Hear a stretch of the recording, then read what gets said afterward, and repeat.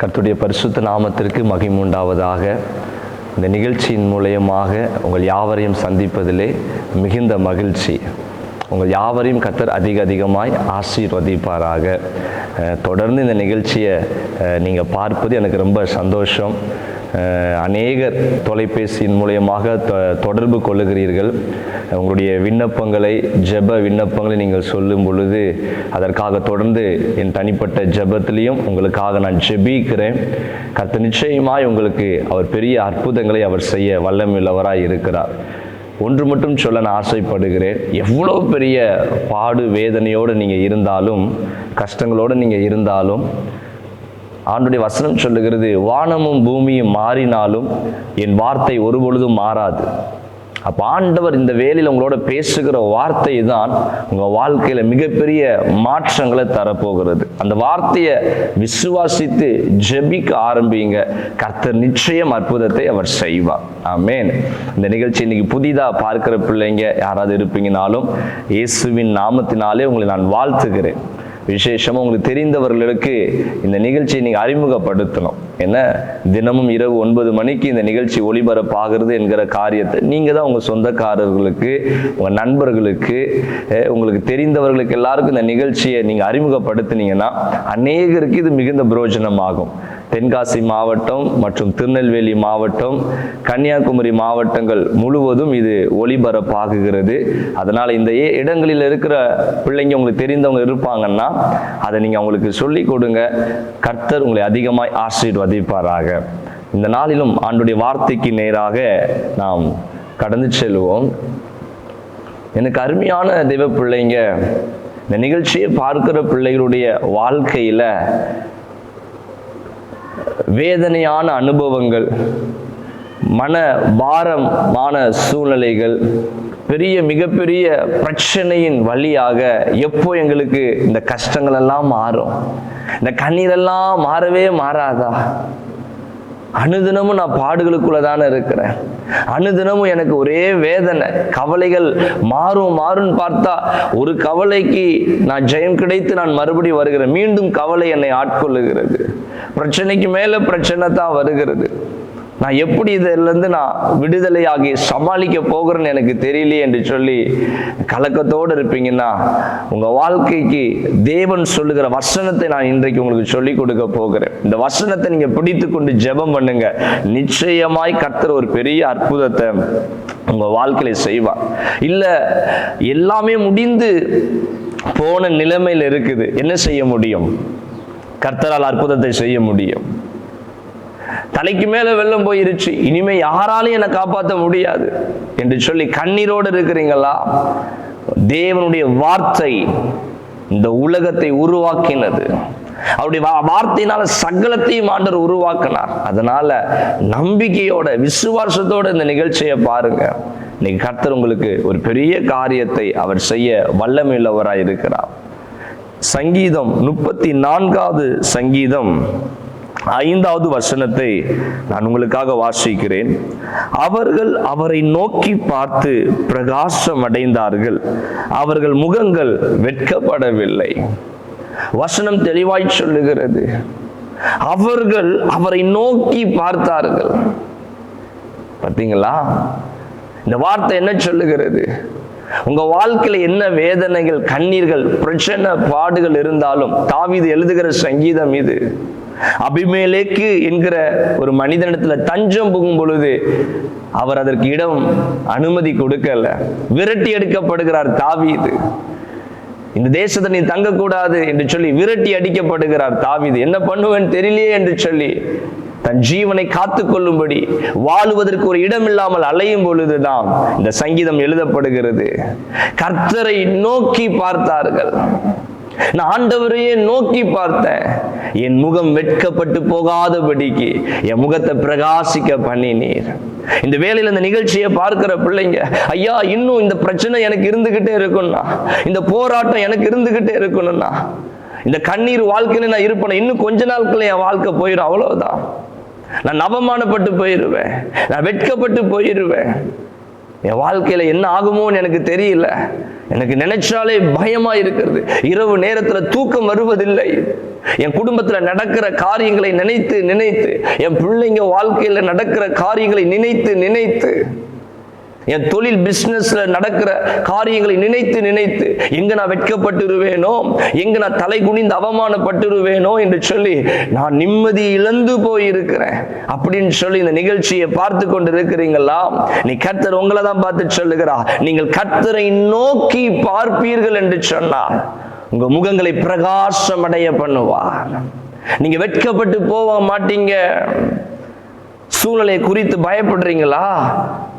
ஐயோ, நான் எவ்வளவு நல்லபடியாய் வாழ்ந்த நாட்கள் அது, எவ்வளவு சந்தோஷமா இருந்த காலங்கள் அது, இன்னைக்கு இந்த பிரச்சனை வந்ததுல இருந்து என் முகத்துல சிரிப்பே போச்சு.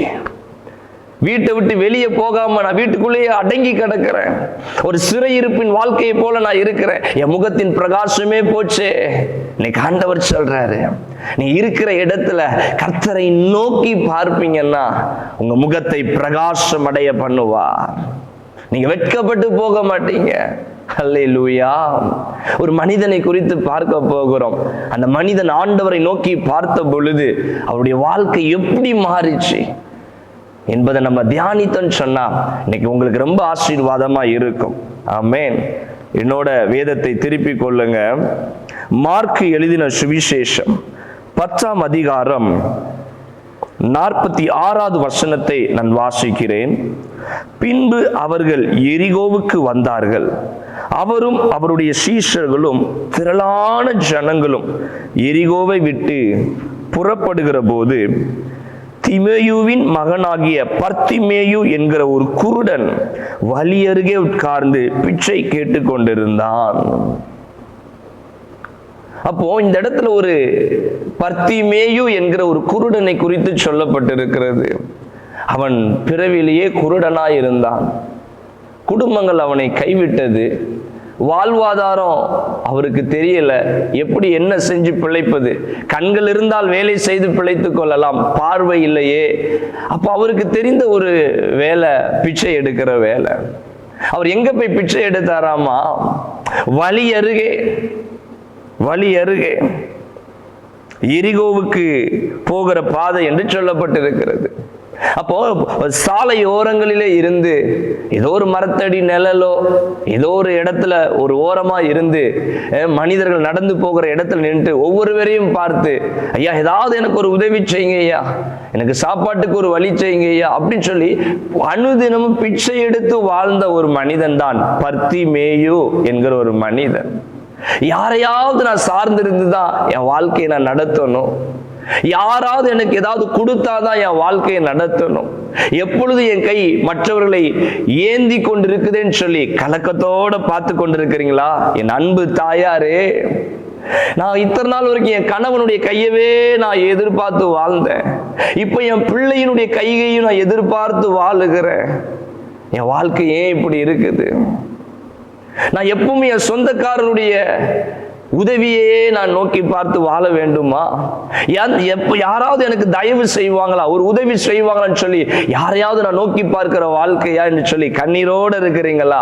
பர்த்திமேயுனுடைய வாழ்க்கையில ஒரு அற்புதத்தை செய்த கர்த்தர் இந்த நிகழ்ச்சியை பார்த்து கொண்டிருக்கிற இந்த ராத்திரி பொழுதுல உங்க வீட்டுக்குள்ள ஒரு அற்புதத்தை ஆண்டவர் செய்யும்படி இப்போ அவர் இறங்கி கொண்டிருக்கிறார்.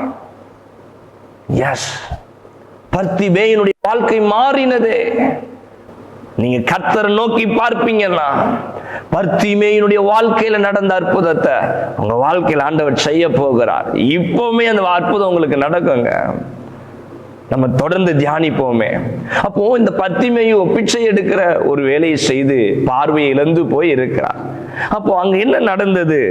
அந்த மார்க் 10ஆம் அதிகாரம் 47வது வசனத்திலிருந்து நான் வாசிக்கிறேன். அவன் நசரேயனாகிய இயேசு வருகிறார் என்று கேள்விப்பட்டு, இயேசுவே தாவீதின் குமாரனே எனக்கு இரங்கும் என்று கூப்பிட தொடங்கினான். அப்போ பர்த்திமேயு ஒரு வார்த்தையை கேட்கிறார். இயேசு இங்க வருகிறார், இயேசு அற்புதம் செய்கிறவர் என்பதை அவர் யாரோ ஒருவர் சுவிசேஷம் சொல்லி அவர் அறிந்திருந்திருக்கிறார். அல்லேலூயா.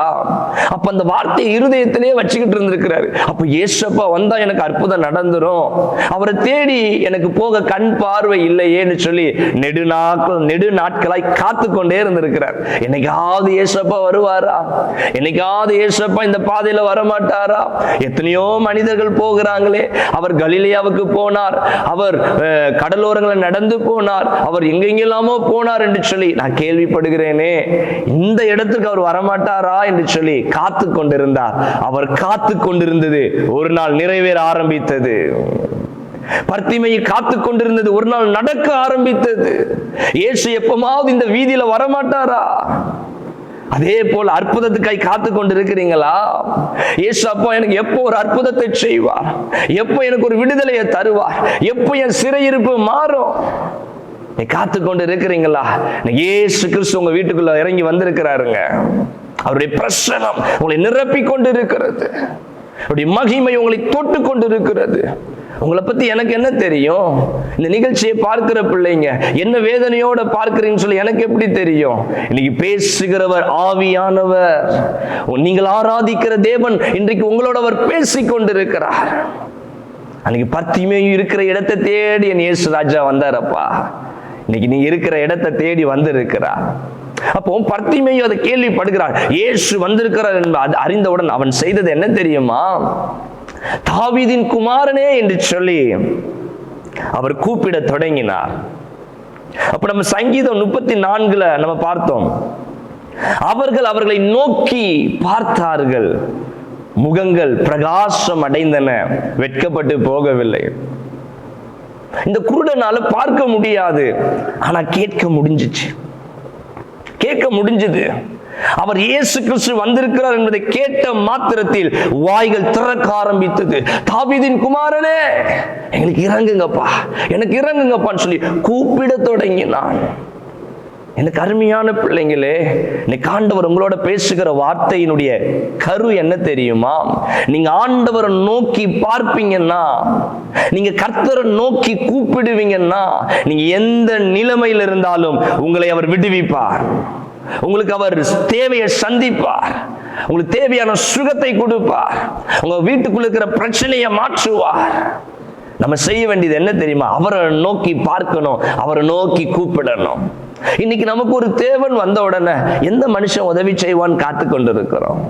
நமக்கு ஒரு பிரச்சனை உடனே யார் நமக்கு இதுல இருந்து ஒரு உதவி செய்து நம்மளை தப்பி வைப்பான்னு சொல்லி பார்க்கிறோம். மனுஷனை தேடுகிறோம், உறவுகளை தேடுகிறோம், நம்மளை விட அந்தஸ்துல பெரிதா இருக்கிறவர்களை தேடுகிறோம். ஆனா ஆண்டவரை தேட மாட்டேங்கிறோமே. நீ கர்த்தர் சொல்லுங்க, எந்த நிலைமையில இருந்தாலும் நீங்க ஆண்டவரை நோக்கி பாருங்க, நீங்க ஆண்டவரை நோக்கி கூப்பிடுங்க. இயேசுப்பா எனக்கு அற்புதத்தை செய்யுங்க. உங்க வீடுகளில் இருந்து தனிமையான நேரத்தை தேவனோடு நீங்க செலவழிச்சு பாருங்களேன். உங்க தனிமையான நேரம் எவ்வளவு மதிப்புள்ளது தெரியுமாங்க?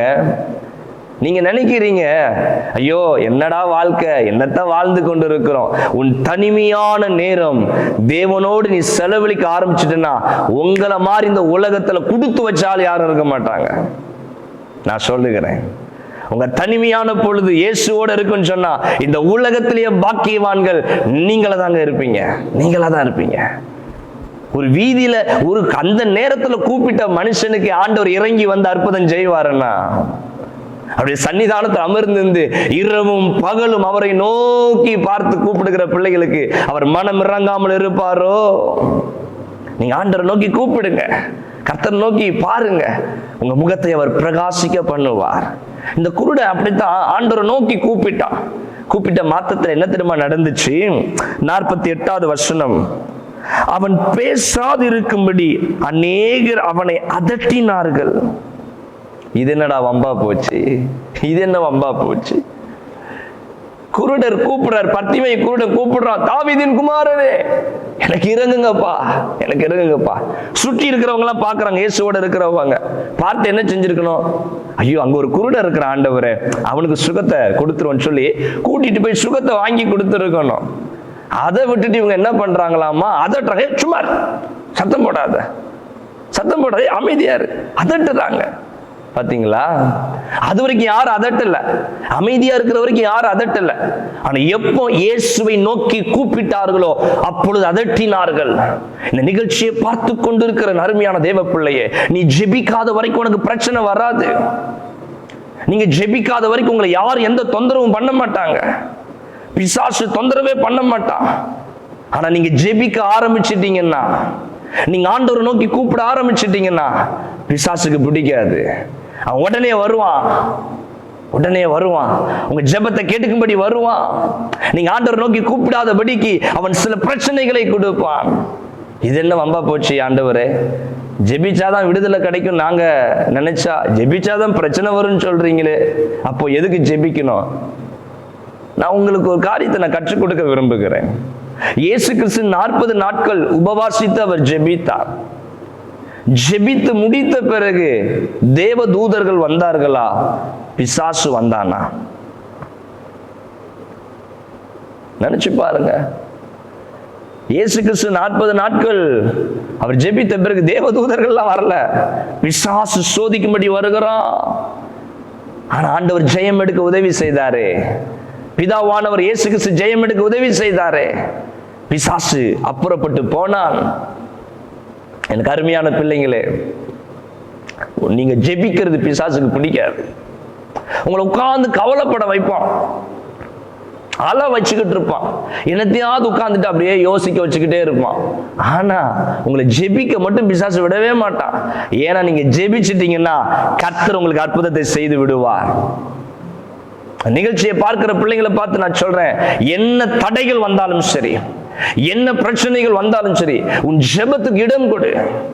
உன் ஜெப நேரத்தை வீணா கழிக்காத, உன் தனிமையான நேரத்தை வீணா கழிக்காத. இந்த பர்த்திமேயு குருடன் ஆண்டவர் நோக்கி கூப்பிட ஆரம்பித்தோன்னே அதட்டுறாங்க, வந்து சும்மா இருப்பா அப்படின்னு சொல்லி அதட்டுறாங்க. ஆனா அவன் என்ன தெரியுமா செய்தான்? வசனம் சொல்லுகிறது 48வது வசனத்துல, அவனோ தாவீதின் குமாரனே எனக்கு இறங்கும் என்று முன்னிலும் அதிகமாய் கூப்பிட்டான். முன்ன கூப்பிட்டதை விட இப்ப அதிகமா கூப்பிட ஆரம்பிச்சிட்டான். ஜெபம் பண்ண உட்கார்ந்தாலே தடை வருது பாஸ்டர், ஜெபிக்க உட்கார்ந்தாலே பிரச்சனை தான் வருது, ஏதாவது தடை வருது. அப்பவுமே நீங்க புரிஞ்சுக்கிட வேண்டியதான், ஆஹா இதை விட இன்னும் அதிகமா நான் ஜெபிச்சு ஆகணும். ஜெபிக்க உட்கார்ந்தாலே ஏதாவது பலவீனம் வந்துருது, சபைக்கு போகணும் சர்ச்சுக்கு போகணும்னு நினைச்சாலே தடை வந்துருது. நீங்க பார்த்துருக்கிறீங்களா? சில நன்மைகள் ஆண்டவருக்கு பிரியமான காரியங்களை நீங்க செய்யணும்னு நினைச்சாலே ஏதாவது ஒரு தடை வந்துடும். அப்ப என்ன அர்த்தம்? நீங்க அதை செஞ்சிட்டீங்கன்னா உங்களுக்கு மிகப்பெரிய வெற்றி கிடைச்சிரும்னு அர்த்தம்.